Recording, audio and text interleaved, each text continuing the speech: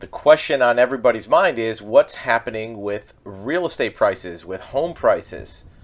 And there's a lot of predictions. It's going to go up, it's going to go down, it's going to stay the same. And the bigger question is why is it going to do whatever it's going to do, right? There's guesses either way, but if the question is the why behind it, now you'll have a better answer that might be more reliable. If the reason that a person thinks home prices are going to go down is just because they happen to have gone up, well, that's not automatically a reason they're going to go down. Prices have gone up many times before, and they kept going up. If it's because it matches a previous pattern like the 2008 housing crash, well, then you have to look at, are the same factors in play? Certainly, real estate prices are extremely high. In fact, the price isn't even the biggest factor in affordability. It has to do with the interest rate combined with the price. For an average house right now, you're going to be looking at a mortgage payment of about $4,000 to $5,000 between taxes, insurance, interest on a median price house in the $400,000 range. So that's going to put the affordability of a home out of reach for a lot of buyers. Is that going to affect home prices? Well, it also depends upon availability and supply. If there's no homes available to buy, the few that do come on the market are going to get snapped up, even if they are high, because people need a place to live. That may not be the case, but before we knee-jerk reaction to say home prices are going to crash, you have to make sure that the underlying reasons are true. TD Bank, one of the largest financial institutions in North America, their prediction is home prices will bottom out in early 2023. Well, we're in early 2023 right now. Does that mean the home prices are bottomed out? Maybe, maybe not. Maybe they mean first quarter, second quarter of the year. Certainly, there's a reason to think that prices aren't going to go up anymore.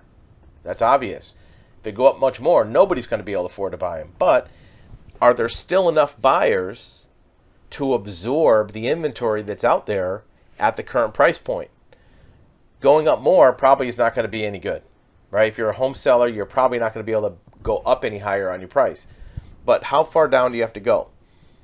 5%, 10%, even 20%. Look, even if real estate on average goes down 20%, that's still going to be way above where it was in 2018. And with the mortgage rates where they are now, the payment for that house is going to be close to double what it was in 2018, even if prices come down 20%. It's unlikely they're going to come down that much. Part of the underlying fundamentals that are quoted by TD Bank is that employment is still good, right? People still have jobs. They may not be high-paying jobs, but there's still employment. And what people are doing now is they're actually finding ways to reconfigure their finances. Either way, the future of home prices, single-family home prices, is much less certain than it's ever been. Anybody who hazards a guess of what's going to happen probably has less confidence in that prediction than ever before, right? In 2007 and 8, when the housing price crash happened, lots of people predicted it. They said, look, this doesn't make any sense. You know, people who are taxi drivers making, $500 a week are buying $300,000 houses. It doesn't make sense. But right now, there's less clarity in the marketplace for what's going to happen in the future. Even though the price is high and the interest rate is high, there's still people that want to buy a house, and there's still people that have the ability to do it. The unknown is the equilibrium of buyers and sellers at a point of matching up? Are there more buyers than sellers, more sellers than buyers? And the other question is, in order to get a housing price crash or decline, both sides have to agree on it. Just because buyers want prices to go down and they want the price to crash, the seller sets the price. Until the seller is willing to sell that house at a lower price, the sale does not happen. You have to have a willing buyer and a willing seller. How many willing sellers are there to discount their house 20%? Right? First of all, do they have to do it?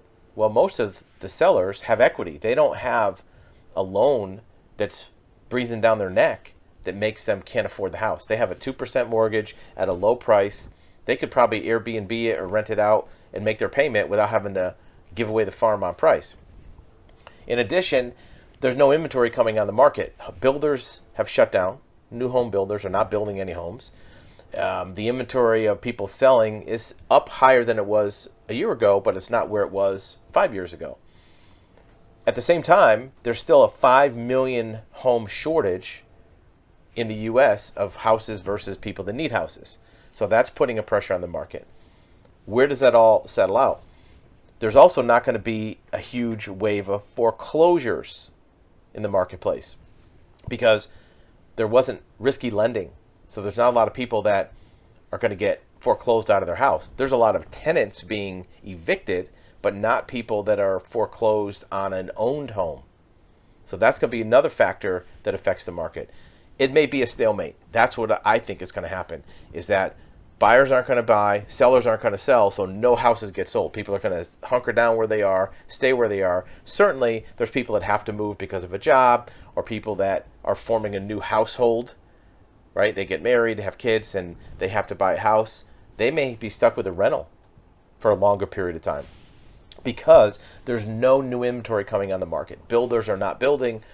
Developers are not doing new subdivisions because of the fact that they're not sure if they're going to sell them, right?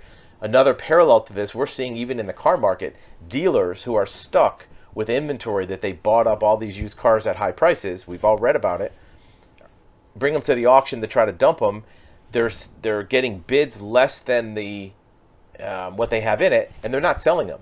The no sale rate at auto auctions is at 50%, meaning half the cars don't get sold because what the buyer's bidding at the auction isn't enough to get the seller to sell it. So it's like a stalemate. This is even worse of a factor with houses because, look, the dealer doesn't need that car, right? Nobody needs to have, if you're a dealership, you don't need to have 50 cars on your lot if you're not selling them. Somebody needs to have a house. So discounting that house and cutting it loose at a low price isn't something anybody needs to do. It's more likely a dealer's going to do that with a car than a resident is going to do that with their house. So until the sellers have this need to voluntarily sell their house for a lower price, the market's not going to go down. What would trigger that? Job losses would, right? But right now, job losses really aren't in the mix. Yeah, there's some layoffs and there's some waves of reduction of employment, but it's not a huge wave yet. If and when that happens, that may be a factor in turning some inventory loose. Drop some comments below with your opinion on this so we can get a sense of the pulse of what's happening in your market area.